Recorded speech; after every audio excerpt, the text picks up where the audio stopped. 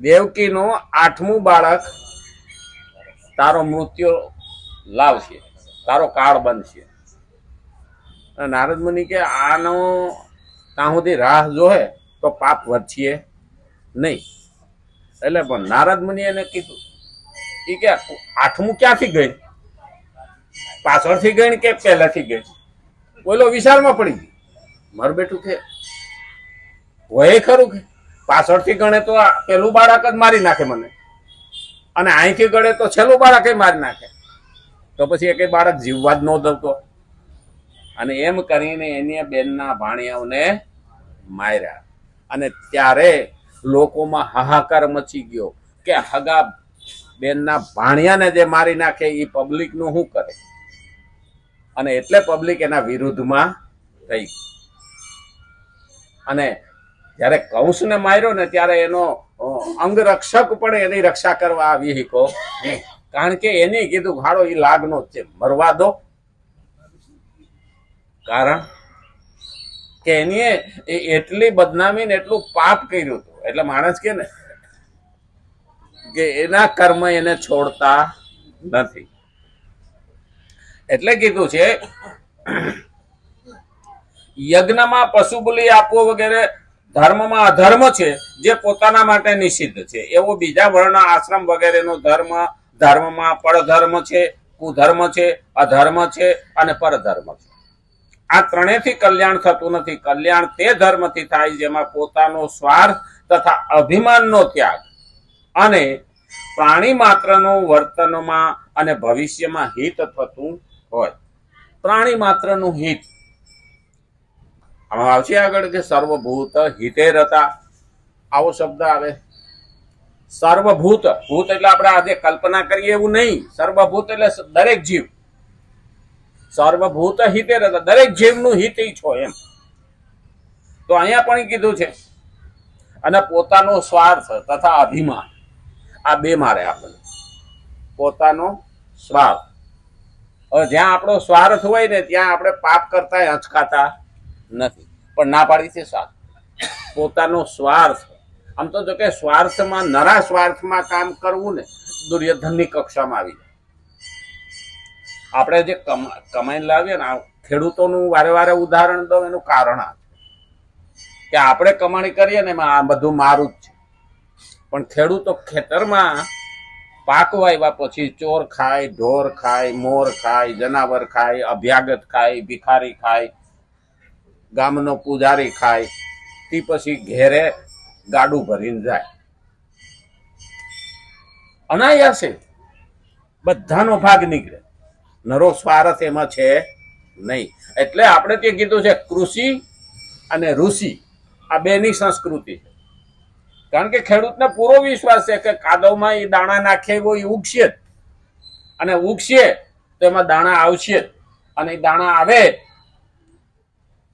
એ ખુલ્લી સીમમાં પડ્યા હોય, આખો પાક ઉભો હોય, કરોડો રૂપિયાનું અન્ન એ ખુલ્લામાં પડ્યું છે, છતાં ભગવાન ઉપર વિશ્વાસ છે કે તું હાચે. એટલે કૃષિ સંસ્કૃતિ. આપણને વિશ્વાસ હોય પણ 150 રૂપિયાના તાળા ઉપર, અને ખેડૂતને વિશ્વાસ હોય કે મારો ભગવાન મારું ધ્યાન રાખે. એટલે એને જગતનો તાત કહ્યો. ખેડૂતને જગતનો તાત કહ્યો. બીજા અર્થમાં એ દરેકનું પેટ ભરે અને તે પછી પોતાનું પેટ ભરે. એ વેચે, એમાંથી એને નાણાં આવે, એ પણ હારામાં વેચે ને હામાનું સારું થાય. એ ધંધો કરે છે. ખેડૂત પણ વેપારી કહેવાતો નથી. ધંધો કરે છે પણ વેપારી કહેવાતો નથી. રૂપિયા કમાય તો કાલથી તો દારૂડીઓ એવું કહે કે ભાઈ હું દારૂ પીઠું હાંકું છું, હું એ રૂપિયા કમાવા હાટું કરું. ભાઈ તું જે વેચે છે એમાં કુટુંબો બરબાદ થાય, તારી ઇજ્જત જાય, રૂપિયા વેડફાઈ જાય, અને સાથે સાથે તારા શરીરનો ખો થાય.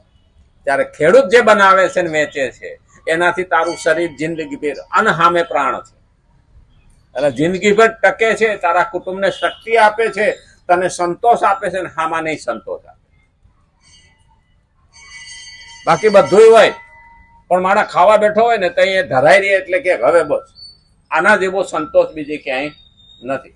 સામેથી મારા ના પાડે કે હવે નહીં. એટલા માટે આપણા વડવાઓ સાધુ બ્રાહ્મણ જમાડતા અને જમાડ્યા પછી દક્ષિણા દેતા. કારણ કે બોલે એમ કે હવે બસ. જમાડ્યા પછી દક્ષિણા દેવાનો અર્થ જ આ છે કે જમી લીધો એટલે એને સંતોષ થઈ ગયો, હવે બસ પોટકાર આવી ગયો. અને પછી હાથમાં દક્ષિણા પધરાવે એટલે પેલા તો આશીર્વાદ મળી ગયા, ધનવાન પુત્રવાન આયુષ્માન. અતાણે તો આયુષ્માન કેવું પુત્રવાન કેવું ને એ ડખો થાય. હા, કોકને કીધું હોય ને કે અષ્ટપુત્રવતી ભવ તો આગળથી થાળી લઈને તબડી મેલે. આખા છોકરા હાંસવું ક્યાં?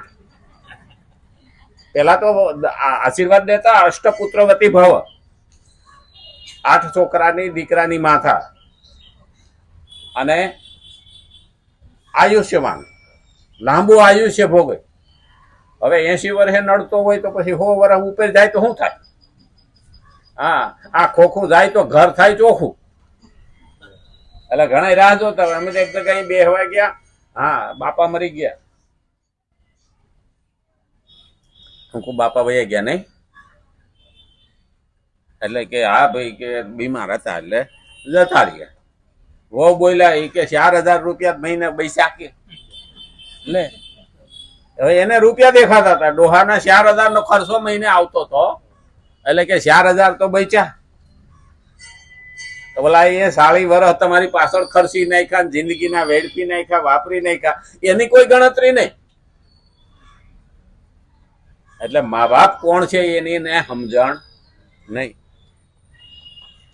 જેમાં પોતાનો સ્વાર્થ તથા અભિમાનનો ત્યાગ અને પ્રાણી માત્રનું વર્તમાનમાં અને ભવિષ્યમાં હિત થતું હોય એવું કર્મ કરીએ કે જેમાં અભિમાન ના હોય, પ્રાણી માત્ર ઉપર દયા હોય અને સ્વાર્થ ન હોય.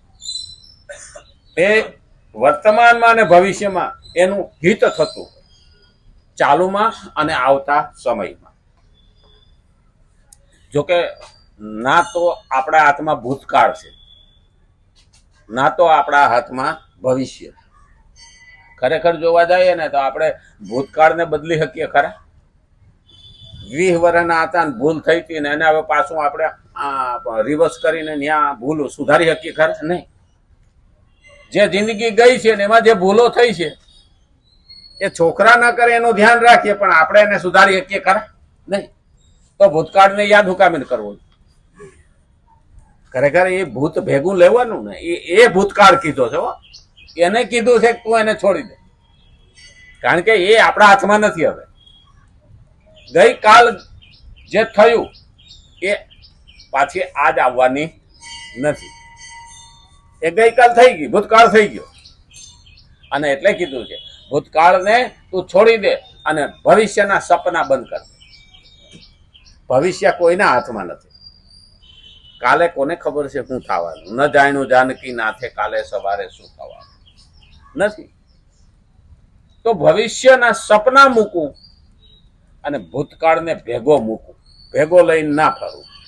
આ બેને છોડો તો વર્તમાન જીવવાનું. આજની ઘડી આપણે ગાઈએ છીએ, આજની ઘડી તે રડી.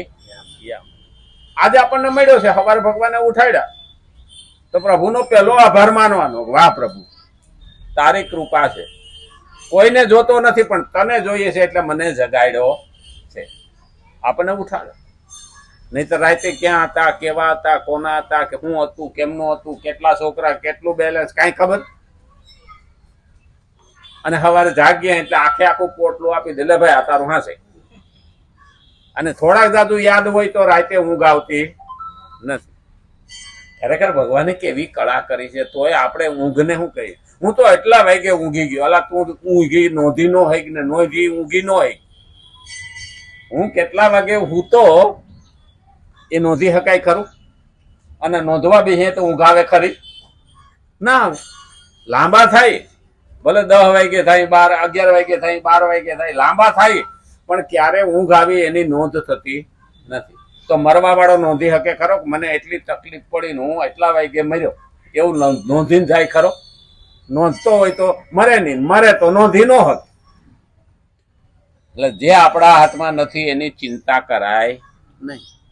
તો આજે જે મને મળ્યું છે તો હું આજે જીવી લઉં, તો લે ભગવાન તારા માટે પણ હું જીવી લઉં.